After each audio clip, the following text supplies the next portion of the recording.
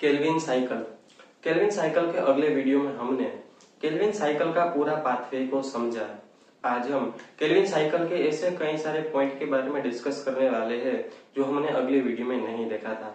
तो सबसे पहले केल्विन साइकिल में मैंने आपको बताया था कि केल्विन साइकिल को हम C3 साइकिल क्यों कहते हैं, क्योंकि यहाँ पर इस साइकिल में सबसे पहले जो प्रोडक्ट बनती है वो कौन सी है, 3-फॉस्फोग्लिसरिक एसिड। ये जो ऑर्गेनिक कंपाउंड बनता है इसके अंदर कार्बन के नंबर कितने थे, 3, इसीलिए इस साइकिल को हम C3 साइकिल कहते हैं।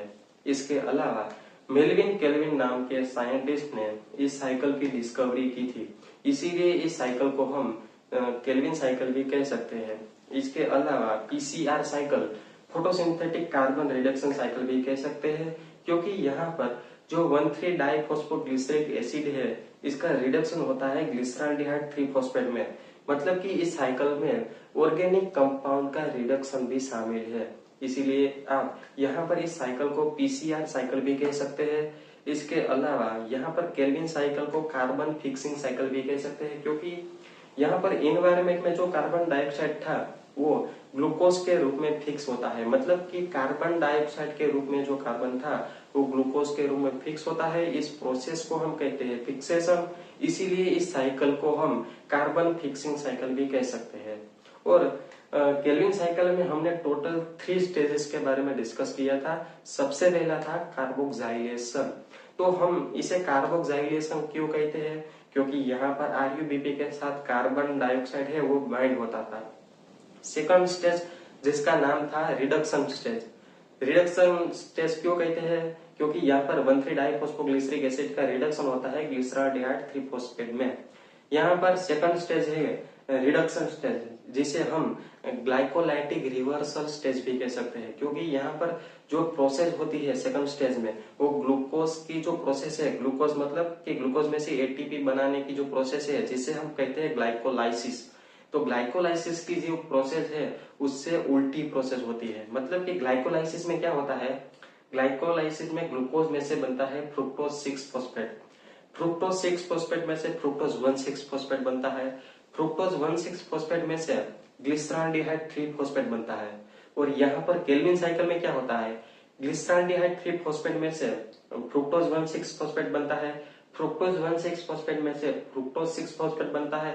मतलब कि ये जो ग्लाइकोलाइसिस की प्रोसेस है उससे उल्टी प्रोसेस होती है सेकंड स्टेज में, इसीलिए यहाँ पर आप रिडक्शन स्टेज को ग्लाइकोलाइटिक रिवर्सल स्टेज भी कह सकते हैं। और लास्ट में कौन सा स्टेज था, RuBP रीजनरेशन, क्योंकि यहाँ पर फिर से RuBP का रीजनरेशन होता था। अब हम सबसे पहले देखते हैं कि यहाँ पर हमने RuBP के 6 मोल लिए थे और वो बाइंड होता था कार्बन डाइऑक्साइड के 6 मोल के साथ, और यहाँ पर वाटर के 6 मोल भी पार्टिसिपेट होते हैं। तो हमने यहाँ पर 6 मोल ही क्यों लिए, क्योंकि ये जो केल्विन साइकिल है वो 6 बार रिपीट होती है, तभी ग्लूकोज का एक मोलिक्यूल्स है वो निर्माण हो पाएगा। इसलिए हमने सभी जो कंपाउंड लिए है उसको 6 से मल्टीप्लाई करके ही लिया है। और यहाँ पर हाईली स्टेबल प्रोडक्ट कौन सी बनती है, 3-फॉस्फोग्लिसरिक एसिड। और यहाँ एंजाइम कौन सा काम करता है, रूबिस्को। यहाँ रूबिस्को एंजाइम है वो 2 तरीके से काम करता है।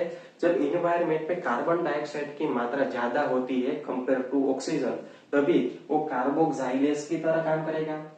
और जब एनवायरमेंट में ऑक्सीजन की मात्रा ज्यादा होती है कंपेयर टू कार्बन डाइऑक्साइड, तभी वो ऑक्सीजिनेज की तरह काम करेगा।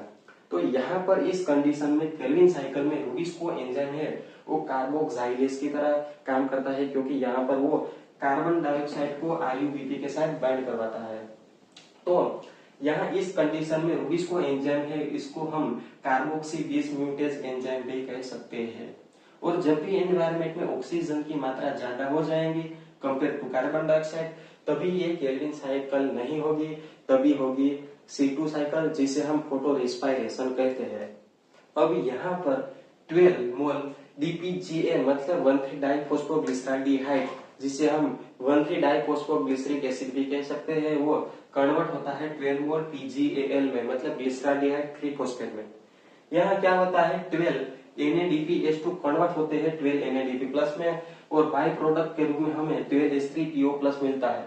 यहाँ H3PO प्लस को हम H3PO4 भी लिख सकते हैं। और बाद में ये जो H3PO प्लस है वो 16 वाटर के मोलिक्यूल्स में कन्वर्ट हो जाता है। इस रिएक्शन में NADPH2 में से हाइड्रोजन है वो रिमूव हुआ, इसीलिए इस रिएक्शन में क्या होता है, रिडक्शन होता है। और इस रिएक्शन में कौन सा एंजाइम काम करता है, 3-फॉस्फोग्लिसराल्डिहाइड डिहाइड्रोजिनेज। यहाँ 3 मोल फ्रुक्टोज 1,6 डाइफॉस्फेट के कन्वर्ट होते हैं 3 मोल फ्रुक्टोज 6 फॉस्फेट में। और यहाँ कौन सा एंजाइम काम करता है, फोस्फोटेज, और 2H2O कन्वर्ट होते हैं 3 मोल H3PO4 में। यहाँ क्या होता है, 2 मोल इरिथ्रोज 4 फॉस्फेट बाइंड होता है डिहाइड्रोजिनेस एसीटोन 3 फॉस्फेट के 2 मोल्स के साथ। यहाँ कौन सा एंजाइम काम करता है, ट्रांस आल्डोलेज, और क्या बनता है, सेडोहेप्ट्यूलोज 1,7 डाइफॉस्फेट, इसके 2 मोल्स मिलते हैं। अब यहाँ पर 12 मोल PGA मतलब 12 मोल 3-फॉस्फोग्लिसरिक एसिड के कन्वर्ट होते हैं 12 मोल 1,3 डाइफॉस्फोग्लिसराल्डिहाइड में। यहाँ कौन सा एंजाइम काम करता है, फॉस्फोग्लिसरॉल काइनेज, और 12 ATP है वो 12 ADP में कन्वर्ट होते हैं। अब लास्ट में सेडोहेप्ट्यूलोज है, सेडोहेप्ट्यूलोज 1,7 डाइफॉस्फेट के 2 मोल्स कन्वर्ट होते हैं सेडोहेप्ट्यूलोज 7 फॉस्फेट में। यहाँ फॉस्फोटेज एंजाइम काम करता है और 2H2O कन्वर्ट होते हैं 2H3PO4 में। यहाँ सेडोहेप्ट्यूलोज 7 फॉस्फेट है वो बाद में PGAL में मतलब कि ग्लिसराल्डिहाइड 3 फॉस्फेट के 2 मोल्स के साथ बाइंड होता है और क्या बनाता है, 2 moles ribose 5 phosphate and 2 moles xylulose 5 phosphate.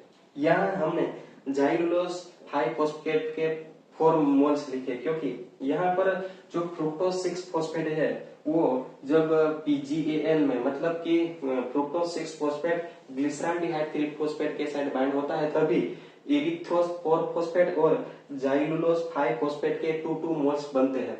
इसीलिए हमने कंबाइन करके यहाँ पर 4 मोल जाइलुलोज 5 फॉस्फेट के लिखे हैं। और यहाँ कौन सा एंजाइम काम करता है, ट्रांसकेटोलेज। और ये जो रिबोज 5 फॉस्फेट है वो रिब्यूलोज 5 फॉस्फेट में कन्वर्ट होगा तभी कौन सा एंजाइम काम करता है, फॉस्फोरिबोज आइसोमरेज। यहाँ जाइलुलोज 5 फॉस्फेट है उसको रिब्यूलोज 5 फॉस्फेट में कन्वर्ट करने के लिए कौन सा एंजाइम काम करता है, रिब्यूलोज फॉस्फेट एपीमरेज। केल्विन साइकिल में वाटर के कितने मोलेकुल्स हमें मिलते हैं, यहाँ हम देखें तो वाटर के 6 मोलेकुल्स यूज हुआ, यहाँ 2 और यहाँ 2 वाटर के मोलेकुल्स यूज होते हैं, मतलब टोटल वाटर के कितने मोलेकुल्स यूज हुए 10। यहाँ 16 वाटर के मोलेकुल्स प्रोड्यूस होता है, मतलब हम देखें तो वाटर के कितने मोलेकुल्स टोटल प्रोड्यूस हुए 6। तो केल्विन साइकिल के अंत में मतलब जब 6 बार केल्विन साइकिल रिपीट होती है तभी हमें 6 वाटर के मोलेकुल्स भी मिलते हैं और तभी ग्लूकोज का एक मोलेकुल्स है वो जनरेट हो पाएगा। तो केल्विन साइकिल के ये ऐसे कई सारे ऐसे पॉइंट है जो हमें C3 साइकिल केल्विन साइकिल के पाथवे को समझने में हेल्पफुल होते हैं।